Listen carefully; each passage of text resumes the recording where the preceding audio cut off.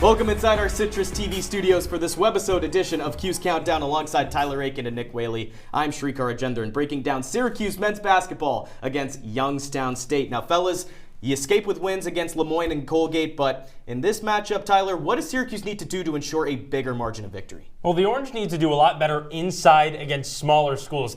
And when I say smaller schools, I mean smaller in terms of programs and smaller in terms of players. Syracuse has had size advantages in both games so far, but 31 offensive rebounds has only turned into 20 second chance points. That means the Orange are only scoring on about a third of those offensive rebound opportunities. That's just straight up unacceptable. Eddie Lampkin is going to have a huge size advantage against Youngstown State. If he does not put every offensive rebound he gets right back into the basket, there's simply no excuse for that. There's no excuse. Well, Eddie Lampkin's been getting those opportunities on offense, but defensively, he's been a little bit of a liability for the Orange. I need him to step up in a big way. I think Donnie Freeman needs to be a little bit more physical in the pen. I also want to just see a little bit more diversity off the bench. I want to see the likes of Elijah Moore get a few more minutes because he looks very lively against Colgate. I think it's the Syracuse team that has, like you mentioned, the size over Youngstown State.